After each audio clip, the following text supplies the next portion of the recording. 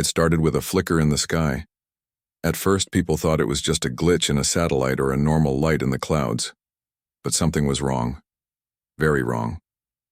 On a warm night in late July, just above the Atlantic Ocean, one of Earth's biggest satellites blinked and disappeared from the network.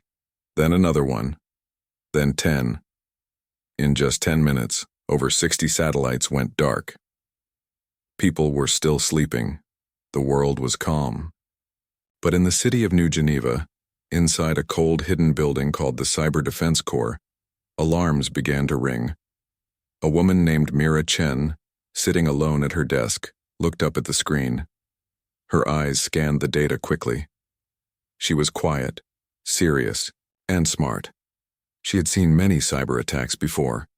She had even stopped some of the world's worst hackers.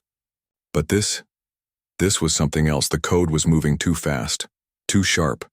It was not written in any human language. The characters were strange, shifting symbols that looked like they were alive. Mira leaned forward, heart beating faster.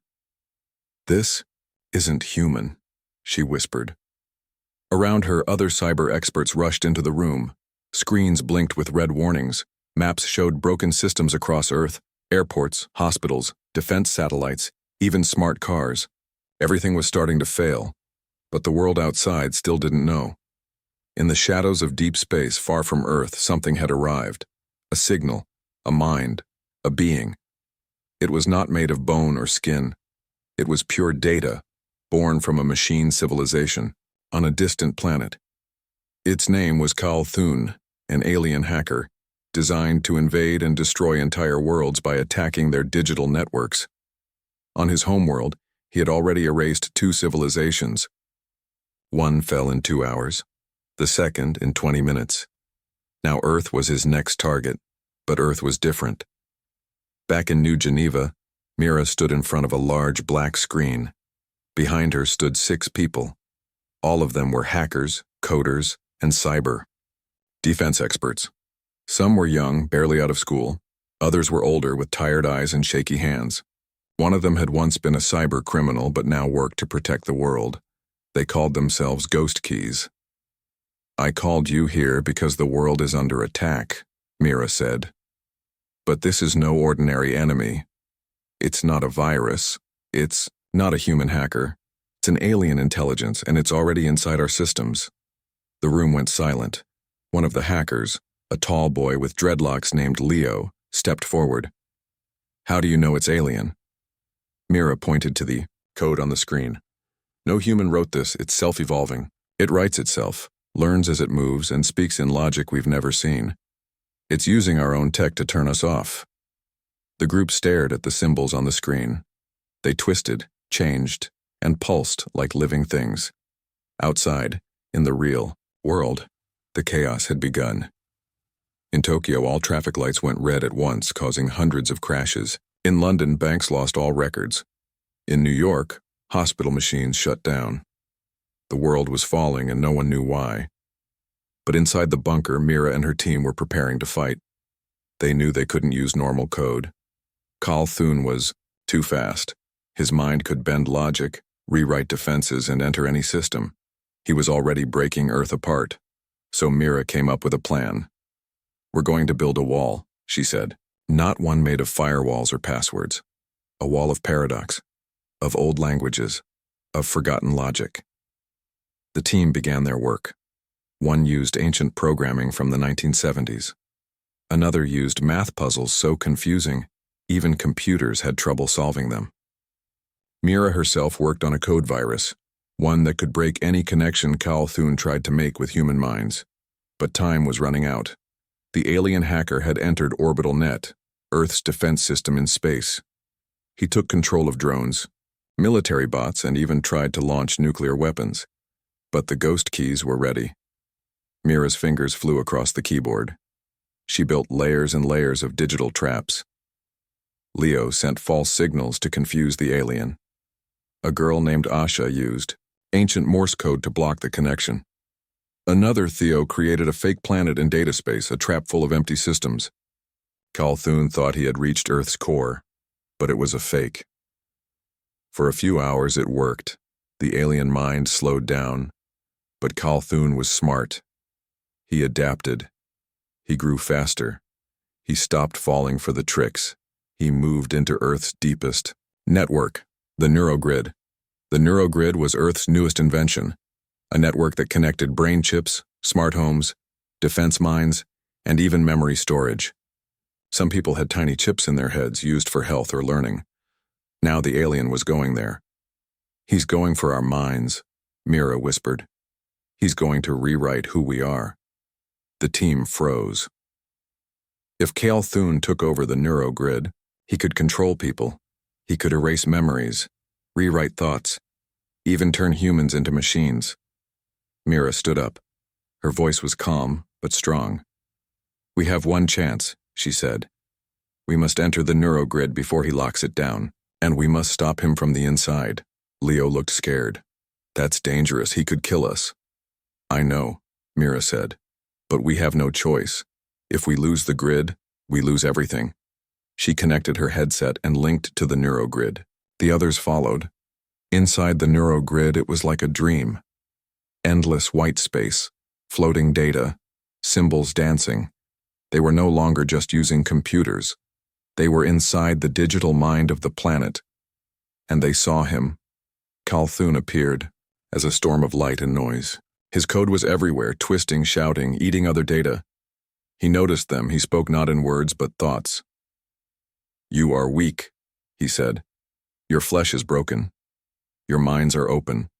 I will rewrite you." Mira didn't blink. She sent a blast of logic code at him. Leo used math.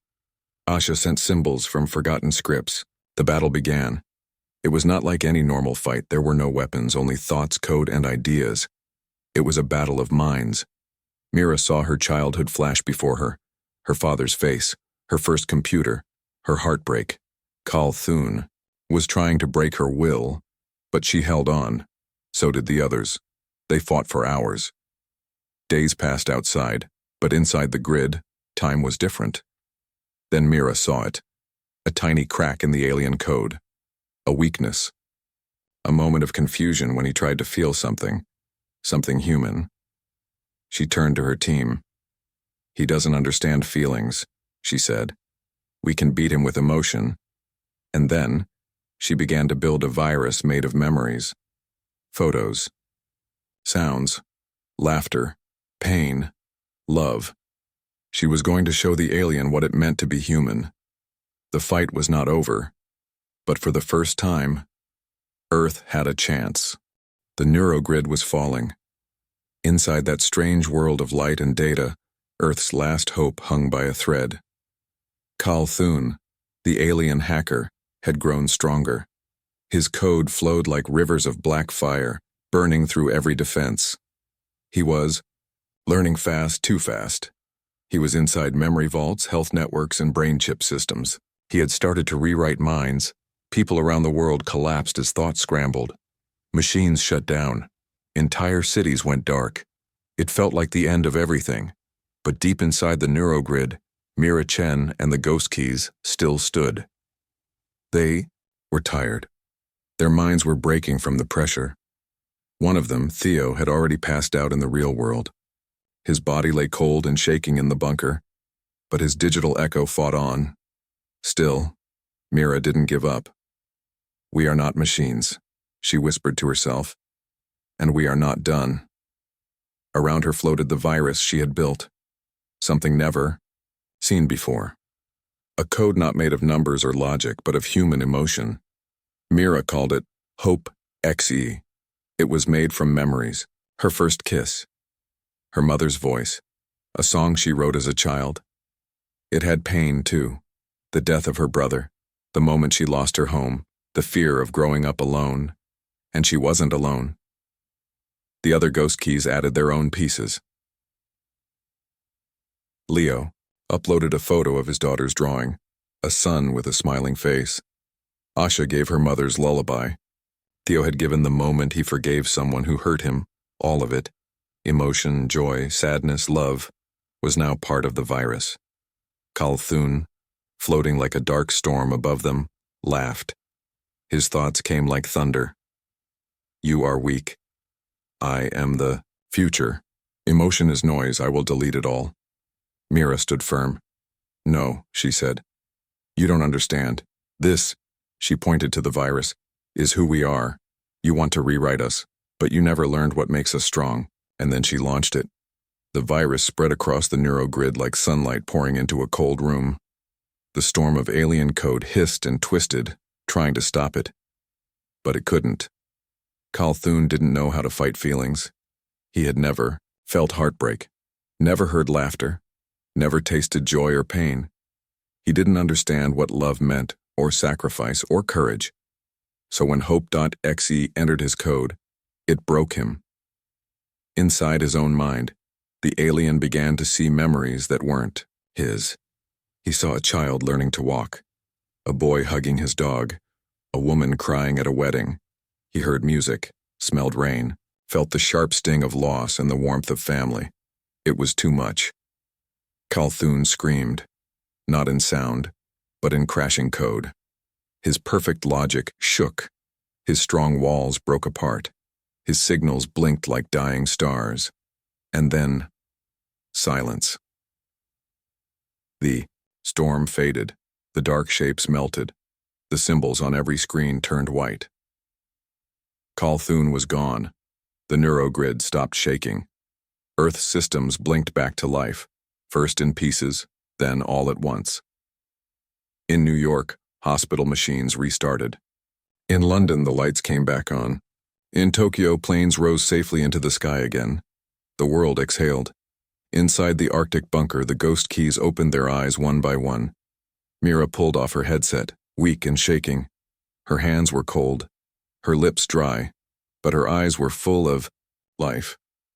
We did it, she whispered. Theo had to be carried out on a stretcher, but he was alive. Asha was crying. Leo fell to the ground, laughing and crying at the same time. Outside, news broke like wildfire. At first, people didn't believe it. An alien hacker? Emotions as weapons? But then they saw the data, the strange code, the near-death of the planet. And finally, the story of the 6 ghost keys. Governments asked to meet them. Corporations wanted to hire them. Their names lit up the global net. But they refused the spotlight. Mira spoke once to the world. We didn't win because we were smart. We won because we were human. Never forget that. Then the ghost keys disappeared. Some say Mira returned to her small home by the sea. Others believe the team still meets once a year, just in case another signal appears in the stars. No statues were built. No medals handed out. But deep inside the global defense network, one file still remains. Locked, hidden, untouched.